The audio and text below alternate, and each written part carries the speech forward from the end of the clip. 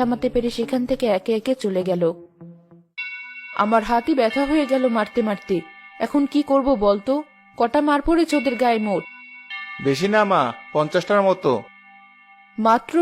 আরো এতগুলো বাকি আছে, কিন্তু আমি তো আর পারছি না। মা রাখুন, আর মারতে হবে না ওদের। ওদেরকে মারতে গিয়ে আপনি নিজেকে কষ্ট দিচ্ছেন, যেখানে ওরা অনেক আগে মার খেয়ে কাহিল। তা ঠিক বলেছ, কিন্তু আশেপাশের মানুষেরা কি বলবে? আমি এত দুর্বল যে সামান্য 100টা বাড়ি দিতে পারলাম না লাঠি দিয়ে। আপনি তাকিয়ে দেখুন মা, কেউ নেই আমাদের আশেপাশে, সবাই অনেক আগেই চলে গেছে। ও, আগে বলবে তো। যাও একটু পানি নিয়ে এসো, খেয়ে জুড়াই আমি। এই রাহুল, তুইও আয়। আচ্ছা মা, আসছি। দেখ, এই কটা মারকে দুজনই কাহিল। নিজের শরীর দুর্বল লাগলেও অনেকদিন পর কাউকে মন মতো পেটাতে পারলাম, এখন খুব ভালো লাগছে। হ্যাঁ মা, আমারও। এমন সুযোগ এখন খুব কমই আসে। এই গ্রামের সবাই এখন আমাদের দেখে ভয় পায়। বাবার কৃতিত্ব আমরা ধরে রেখেছি। এই নিন মা, আপনাদের জন্য পানি। শুভ, কোথায় তুই? এই তো আপু, আমি এখানে। আমার খুব পানির পিপাসা পেয়েছে, একটু পানি দাও না আমাকে। আপনাদের কাছে তো পানি আছে, আমার ভাইটিকে একটু পানি দিন, ওর খুব পানি পিপাসা পেয়েছে। আচ্ছা দিচ্ছি। দাঁড়াও বৌমা, শখ কত, পানি খাবে? আম খেয়ে পেট ভরেনি, আবার পানি খেতে চাই। ওদেরকে এক ফোঁটাও পানি দেবে না তুমি বৌমা? চোরদের আবার পানি খাওয়ার শখ। কিন্তু মা, ওই ছোট ছেলেটা তো অনেক অসুস্থ হয়ে পড়েছে, যদি কিছু হয়ে যায়? হলে হলো, তোমার কি? দেখে তো মনে হয় দুটোই এতিম, কারো কিছু যায় আসবে না। অন্যদিকে তিথি আর শুভর নানি ঘরের দরজায় দাঁড়িয়ে তার নাতি নাতনির অপেক্ষা করছিল। সন্দেহ এলো প্রায়, অথচ এখনো ওই দুই ভাই বোনের আসার কোনো খবর নেই। পথে কোনো বিপদ হলো না তো ওদের? আরে বরে, তুমি বাইরে দাঁড়িয়ে আছো যে এই সময়? যাও ঘরে যাও, দিনকাল ভালো না। আমাদের গ্রামে আজ রাহুলদের বাড়িতে অচেনা ছোট ছোট দুটো ছেলে মেয়েকে ওরা পিটিয়েছে আজ। বলো কি, কোন ছেলে মেয়েদেরকে? হবে অন্য কোনো গ্রামের হয়তো।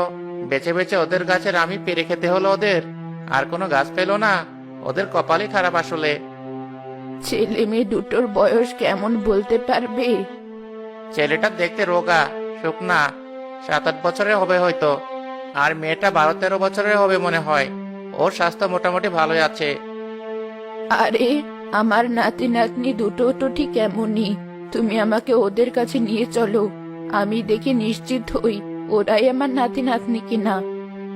একই বলছেন নানি, চলুন শিগগিরই। কে জানে ওদেরকে মারতে মারতে মেরেই ফেললো কিনা। চলুন চলুন। কি হলো? ছেলে মেয়ে দুটো অনেকক্ষণ ধরে চুপচাপ, কিছু বলছেও না। মরে টরে গেল নাকি? এই কটা মার খেয়ে মরবে না ওরা, গন্ডারের চামড়া। আচ্ছা, আমি দেখছি কি হলো।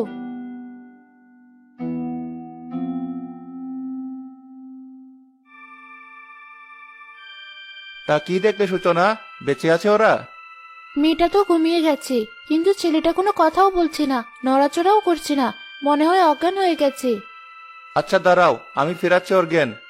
রাহুল শুভর গালে জোরে একটা চড় মেরে বসলো, আর সে চরের শব্দে সূচনার ঘুম ভেঙে গেল। তাদের নানিও সেখানে পৌঁছে গেল প্রায়। কি হয়েছে আমার ভাইয়ের? আপনারা আবার ওকে মারছেন কেন? ওর জ্ঞান ফিরছে না বলে ওকে মেরেছে। বলছেন কি? তাড়াতাড়ি ওর জ্ঞান ফিরান আপনারা, আমার হাতের বাঁধন খুলে দিন। না, আগে তোমার হাতের বাঁধন খুলে কি হবে? তোমার ভাই এমনি ঠিক হয়ে যাবে। এই রাহুল, ছেলেটার মুখে একটু পানি ছিটিয়ে দে। এই পানিটুকু ওর মুখে না ছিটিয়ে যদি ওকে খেতে দিতেন, তাহলে আজ আর ওই অবস্থা হতো না। এই মেয়ে বেশি কথা বলে, এমন ভাব করছে যেন ওর ভাই মরে গেছে। ওর মুখটা বেঁধে ফেলতো রাহুল। খবরদার, অনেক হয়েছে।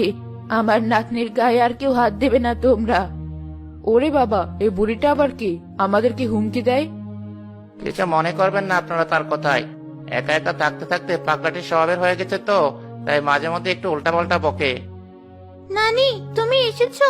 দেখো নানি, সামান্য একটা আম চুরি করার অপরাধে ওরা আমাকে শুভকে কিভাবে মেরেছে। শুভ তো জ্ঞানই হারিয়ে ফেলেছে।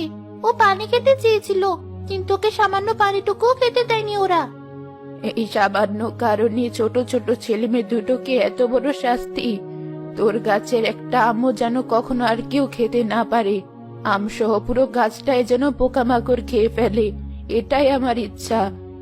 এই বুড়ির তো বেশি সাহস দেখছি, আমার বাড়িতে এসে আমার গাছ নিয়ে উল্টোপাল্টা কথা বলে। দাঁড়াও, দেখাচ্ছি এখনই। আরে দাঁড়ান দাঁড়ান, আপনারা এতদিনের পুরনো এত যত্ন করে বড় করে তোলা আম গাছের কিছুই হবে না। ওই এক পাগল বুড়ির কথায় আপনি ওদেরকে ছেড়ে দেন। ছেলেটার এখনো জ্ঞান ফিরছে না, পরে উল্টাপাল্টা কিছু হয়ে গেলে আপনারাই ঝামেলায় পড়বেন। তা ঠিক বলেছো, আমি ওদেরকে ছেড়ে দিচ্ছি। তুমি দেখো ছেলেটাকে তাড়াতাড়ি হাসপাতালে নিয়ে গিয়ে ভালো করতে পারো কিনা। জি আচ্ছা। এই রাহুল, ছেলে মেয়ে দুটোকে ছেড়ে দে। আচ্ছা মা, দিচ্ছি। ছোট ছোট মাহারা ছেলে মেয়ে দুটোকে ওর বাবা বাড়ি থেকে বের করে দেওয়ার পর আমার কাছে আশ্রয় নিতে এসেছিল, তবু ওদেরকে এভাবে কষ্ট পেতে হলো। সৃষ্টিকর্তা ওদেরকে যেভাবে জখম করেছে তাদের বিচার করো তুমি। নানি তার নাতি নাতনিকে নিয়ে সেখান থেকে চলে গেল, আর রাহুলও তার মা আর বউকে নিয়ে বাড়ি ফিরে গেল। আমাদের গাছের আমগুলো পাকা শুরু করেছে। বৌমা, আমাকে একটা আম দাও তো, শিগগিরই এগুলো বিক্রি করার জন্য হাটে তুলতে হবে, তখন আর খেতে পারবো না। জি মা।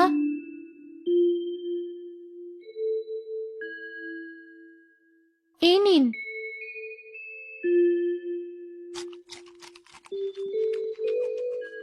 আহ, কি মজা!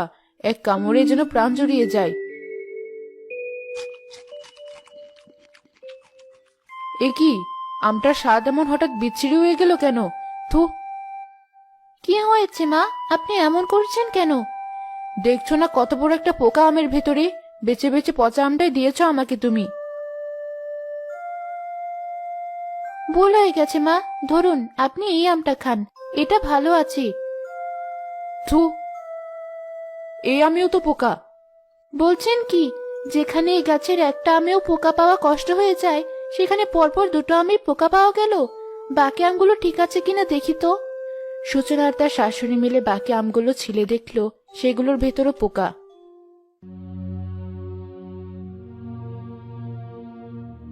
বলো কি, আজ সকালে যতগুলো আম পেরেছিলাম সবগুলোতেই পোকা। গাছে ওষুধ দিতে হবে মনে হয়। আমি গিয়ে দেখি গাছের আমগুলোর কি অবস্থা।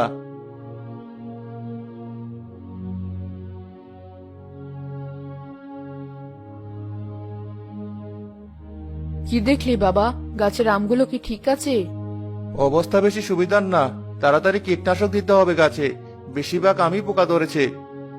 ওই বুড়ির কথা কি তাহলে ঠিক হতে চললো অবশেষে? ধুর বৌমা, তুমি কোথাকার কোন বুড়ির কথা ধরে বসে আছো? এমন হওয়া অস্বাভাবিক কিছু না, ওষুধ দিলেই ঠিক হয়ে যাবে। বাবা, তুই তাড়াতাড়ি ওষুধ দেওয়ার ব্যবস্থা কর গাছটাতে। আচ্ছা মা। রাহুল পুরো গাছটাতে ওষুধ ছিটানোর পরও গাছের সবগুলো আম পোকামাকড়ের আক্রমণে নষ্ট হয়ে গেল। এমনকি গাছের ডালপালাগুলো পর্যন্ত পোকামাকড়ের আক্রমণে ভেঙে যেতে থাকলো। দূর থেকে দেখে গাছটাকে আম গাছ না ভেবে পোকামাকড়ের গাছ ভাবতে শুরু করলো মানুষজন। কিভাবে কি হয়ে গেল কিছুই বুঝলাম না। আমাদের কত বড় সর্বনাশ হয়ে গেল। সব দোষ ওই বুড়ির। ওই বুড়ি কোনো জাদুবিদ্যা করেছে নিশ্চয়ই। না মা, সব দোষ আমাদেরই। এভাবে আর কতদিন সামান্য এক আম গাছ নিয়ে অহংকার দেখাবো আমরা? গ্রামের একটা মানুষও আমাদের সাথে হেসে কথা বলে না, ভয় পায়। সবার ঘরে ছেলে মেয়ে আছে, অথচ আমাদের ঘরে একটা শিশুরও হাসির শব্দ শোনা যায় না, কারণ আমরা অন্যের ছেলেমেয়ের হাসি কেড়ে নিয়েছি। সূচনা, তুমি কি বলছো এসব? আমি সত্যি বলছি। বাবাই আম গাছটা লাগিয়েছিলেন যেন সবাই মিলেমিশে এই গাছের আম ভাগাভাগি করে খেতে পারি, অথচ তিনি মারা যাওয়ার পর আমরা টাকার লোভে পড়ে তার উদ্দেশ্য ভুলে গিয়েছি, আর নিষ্পাপ বাচ্চাদের শাস্তি দেওয়া শুরু করেছি। তারই শাস্তি সৃষ্টিকর্তা আমাদেরকে দিচ্ছেন। তুমি মনে হয় ঠিকই বলছো বৌমা। এখনো সময় আছে মা, চলুন আমরা ওই ছেলে মেয়ে দুটো আর তাদের নানির কাছে ক্ষমা চাই, সাথে এই গ্রামবাসীর কাছেও। তারপর যদি সৃষ্টিকর্তা আমাদের দিকে মুখ তুলে তাকায়। ঠিক আছে বৌমা, চলো। সবাই মিলে তিথি, শুভ আর তাদের নানির কাছে ক্ষমা চাইলো, সাথে গ্রামবাসীদের কাছেও। আস্তে আস্তে পোকামাকড়ের গাছ স্বাভাবিক হওয়া শুরু করলো এবং পরবর্তীতে আম ধরলে সেগুলো গ্রামবাসীদের মাঝে বিলিয়ে দিল তারা।